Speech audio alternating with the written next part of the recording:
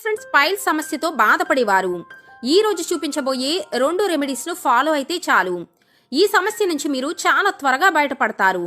మరి ఆ రెమెడీస్ ఏమిటో తెలుసుకోవటానికి వీడియోను స్కిప్ చేయకుండా చివరి వరకు చూసి ఈ వీడియోను లైక్ చేయడం మాత్రం మర్చిపోకండి. ఫ్రెండ్స్, ఈ రోజుల్లో ఎంతో మంది బాధపడే సమస్యల్లో పైల్స్ కూడా ఒకటి. దీనికోసం మనకు కావలసినవి అరటిపళ్ళు, అది కూడా బాగా పండిన అరటి పండును తీసుకోవాలి. చూసారు కదా, ఈ విధంగా బాగా పండిన ఒక అరటి పండును తీసుకొని ఈ అరటి పండును ముక్కలుగా కట్ చేసుకోవాలి. ఎందుకంటే ఫ్రెండ్స్, బాగా పండిన అరటి పండులో ఫైబర్ ఎక్కువగా ఉంటుంది కాబట్టి ఇది తిన్న ఆహారాన్ని త్వరగా జీర్ణం చేసి త్వరగా ఆహారాన్ని బయటకు పంపుతుంది.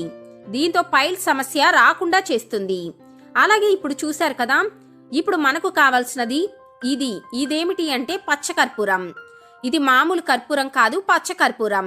ఈ పచ్చకర్పూరాన్ని ఈ విధంగా పొడిలాగా చేసుకొని ఒక చిటికెడు మోతాదులో మాత్రమే ఈ అరటిపండు ముక్కల మీద చల్లుకోవాలి. ఎవరైతే ఇంటర్నల్ గా పైల్ సమస్యతో బాధపడుతున్నారు, అంటే పైల్స్ లో 2 రకాలు ఉంటాయి. ఒకటి ఇంటర్నల్ పైల్స్ అయితే ఒకటి ఎక్స్టర్నల్ పైల్స్. ఇంటర్నల్ పైల్స్ సమస్యతో బాధపడేవారు ఈ విధంగా తయారు చేసుకున్న ఈ అరటిపండు అలాగే పచ్చకర్పూరం ముక్కలని రాత్రి వేళ పడుకునే ముందు తినాలి. లేదంటే మీరు ఆహారం తినే గంట ముందు కూడా ఈ విధంగా అరటిపండును తిన్నా మీకు మంచి రిజల్ట్ అనేది ఉంటుంది. మీరు కనుక ఇంటర్నల్ పైల్స్ తో బాధపడుతూ ఉంటే ఈ విధంగా ఈ రెమెడీని ఫాలో అయితే మీకు మంచి రిజల్ట్స్ కనిపిస్తాయి.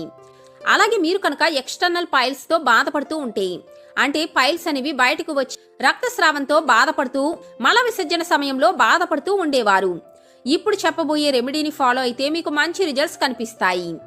ఈ రెమెడీ కోసం మనకు కావాల్సినది